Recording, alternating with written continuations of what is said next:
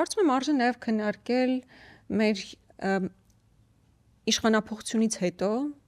տնտեսական, սոցիալական ինչ հնարավորություններ կարող ենք ստեղծել մեր քաղաքացիների կյանքում։ Հիմա ինչ են ասում, ասում են, տեսեք, խաղաղությունը բերել ենք, չեն կրակում, ժողովուրդը սկսել է ավելի լավ ապրել, դրա ցուցանիշները իհարկե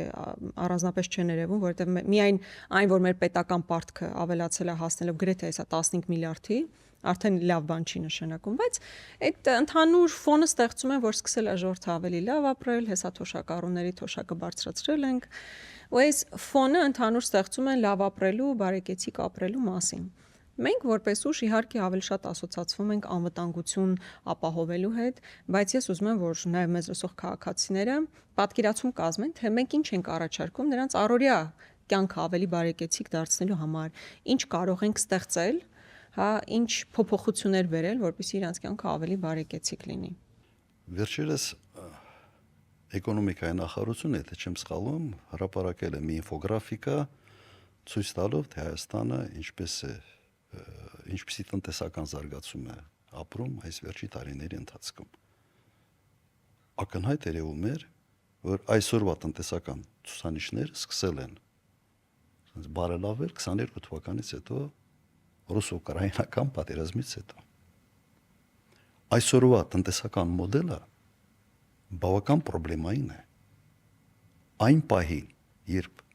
պատերազմը կաղնեց եւ Ռուսաստանի նկատմամբ սանկցիաները վերանան կամ թեթևանան, մենք ունենալու ենք լրջագույն խնդիրներ։ Ես կարծում եմ, մեր ժողովուրդը այդ խնդիրների խորությունը լավ չի պատկերացնում։ Եվ ոչ ոք չի էլ փորձում ներկայացնել այդ խնդիրների իրական ծավալը։ Եվ սրա հետ մենք առնչվելու ենք։ Եվ առնչվելու ենք հաջորդ 5-ամյակում անկասկած։ Տնտեսական առումով իհարկե մեր տնտեսությունը պետք է ունենա արդյունաբերություն, պետք է արտադրենք մի ապրանք, որը մրցունակ պետք է լինի արտաքին աշխարհներում։ Մենք պետք է ճիշտ գնահատենք, թե մեր շուկաները որ շուկաներն են։ Եվ չի կարող քո տնտեսական քաղաքականությունը քո արտաքին քաղաքական նախապատվությունների հետ չի կարող հակադրության մեջ մտնել։ Այնինչ կա այսօր, ուղղակի ինձ համար մի քիչ շոկային է զուտ արհեստավարժության տեսանկյունից, պրոֆեսիոնալիզմի տեսանկյունից։ Դու հայտարարում ես, որ գնում ես Եվրոպական միություն, Եվրոմիության հետ քո արտաքին առևտրի ծավալը ընդամենը 7%-ի չափ է, եթե չեմ սխալվում, մոտավորապես։ Չէ, ոնց որ մի քիչ ավել է, բայց մի քիչ ավել։ Դու ասես շպագատի մեջ ես, քո արտաքին քաղաքականությունը ու քո տնտեսական շահերը լրիվ այլ հարթությունների վրա են։ Հիմա ինչ են հայտարարում, ասում են Ռուսաստանի հետ առևտրային ծավալները մոտավորապես 35% են կազմում, չէ՞ ընդհանուրի մեջ։ Իրական թիվը 35 չի։ Ես դες միանշանակ եմ ասում։ Փորձեմ բացատրել ուղղակի այս հանգամանքը,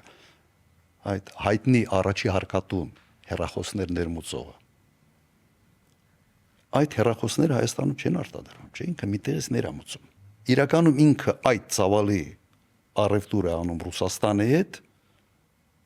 բայց ինքը այլ երկրից բերում է։ Եվ եթե այդ ամբողջ sense զուգահեռ ներմուծումները, որը ուղղակի Ռուսաստանի վրա դրած պատժամիջոցների շրջանցելու ճանապարհով է արվում, եթե այս ամբողջը գումարեք, հավաստիացնում եմ ձեզ, առնվազն 60% դա Ռուսաստան։ Դա Արաբական Միացյալ Էմիրություններ գնացող էլ է ապրանքաշրջանառությունը։ Հենց դա է, հիմնական ապրանքը բերում են այստեղից գնում է Ռուսաստան, գրանցվում է վիճակագրության մեջ որպես էմիրությունների հետ առևտրի ծավալ, բայց այ առևտրի ծավալի շարունակությունը գնում է մեկը Ռուսաստան։ Այլ թիվ է, դուք հետաքրքրվեք տուրիստների քանակով։ Մի հատ տեսեք ինչ տոկոս է կազմում տուրիստական հոսքերը Ռուսաստանից։ Ես օրինակ հոկտեմբեր ամսին թռել եմ Կիպրոս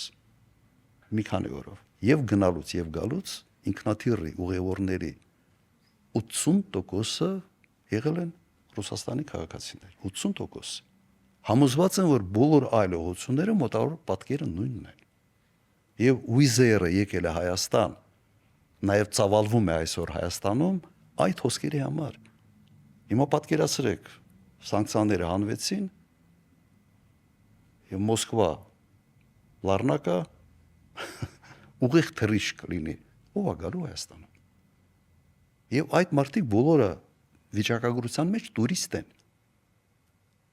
Որտեւ գալիս են կարող մի գիշեր Հայաստանում մնան կամ օթանավակայանից գան, միտեղ հաց ուտեն, հետ գնան։ Տրանզիտային երկիր է Հայաստանը, բայց դառնում է դա այն դասական տուրիստը չի, որը եկել է մեկ շաբաթով կամ 10 օրով մնում է Հայաստանում,